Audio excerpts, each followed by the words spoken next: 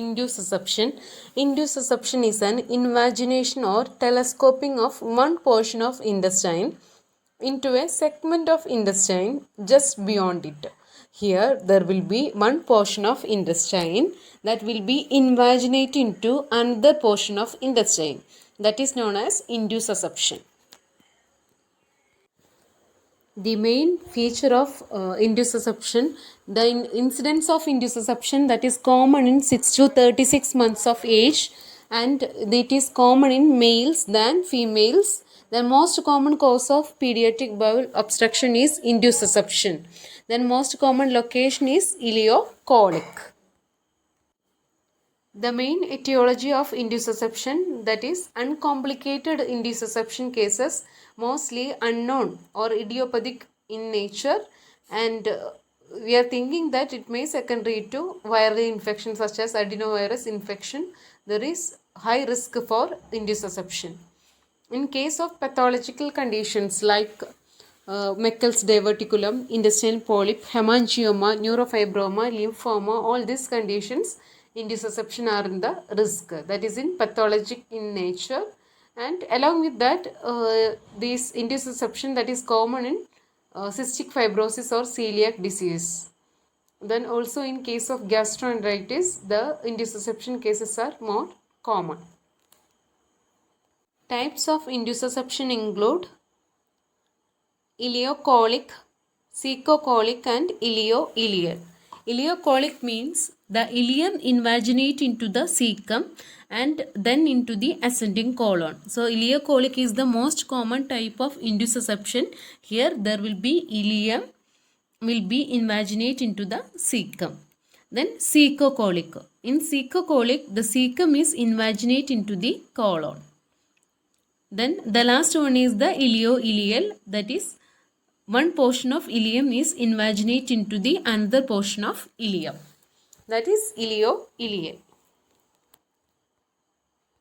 Then pathophysiology. Here we knew that intussusception is the invagination of one portion of intestine into the other. So that leads to constriction of mesentery, then obstruction of venous return and engorgement of intussusception, then edema and bleeding from mucosa, then bloody stools with mucus or the signs and symptoms occurs. So one portion of the intestine that is known as the intussusceptum. So intussusceptum is invaginate into the another part of intussusceptum or the intestine, that leads to constriction of mesentery. Here due to constriction there will be obstruction of venous return, then engorgement of intussusceptum will be occurs, then ultimately there will be edema and bleeding, then signs and symptoms occurs. The main clinical features are sausage shaped abdominal mass and red currant jelly like stool. Symptoms mainly vomiting, abdominal pain, bloody stools and sausage shaped mass.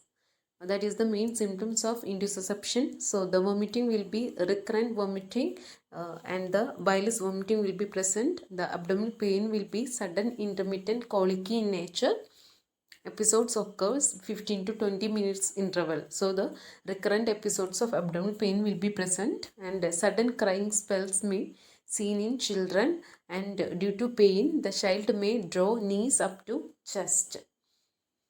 Then bloody stools, that is the current jelly like stools is the main feature of intussusception. Then when palpating abdomen we can feel the sausage shaped mass in the abdomen.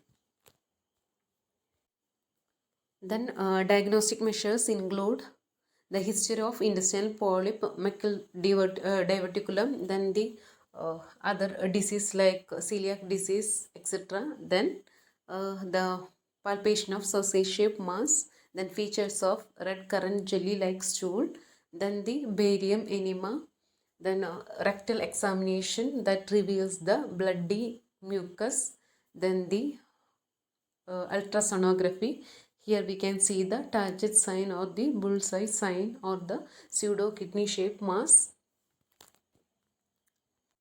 Management of intussusception. In non-conservative management, here we can see the IV antibiotics, then the oral fluids, IV fluids, then non-operative management, mainly barium enema reduction, hydrostatic reduction, then pneumo reduction. These all are the non-operative management.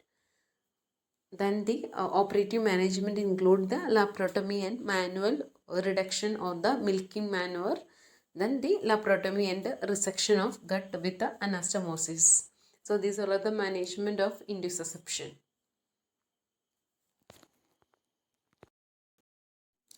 In barium enema reduction, as a diagnostic procedure, we can do the barium enema. As the barium solution advances slowly into the intestine, there is simultaneous movement of invaginated intestine back to its original position in the abdomen.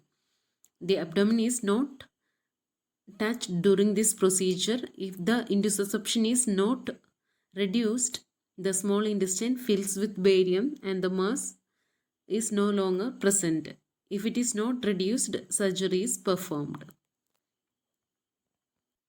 Also, hydrostatic pressure helpful in intussusception reduction. Here, the hydrostatic pressure will be applied under fluoroscopic guidance, and it is successful in more than 75% of infants. In pneumo reduction, we are using air in order to relieve the intussusception. Then the surgical management, it includes the laparotomy or manual reduction. We are surgically creating opening and we are manually doing. Otherwise, the laparotomy or the resection of gut with the anastomosis can be done. So these all are about the intussusception. Thank you.